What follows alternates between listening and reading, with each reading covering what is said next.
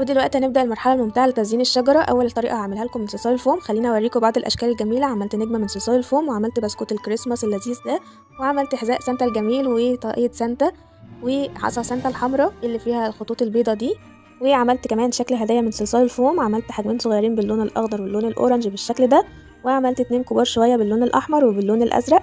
بجد شكلهم لذيذ قوي، وكل شكل من دول هيكون إضافة حلوة في الشجرة. طريقتهم سهلة وبسيطة. خليني أوريكم بعض الأشكال عملناها ازاي.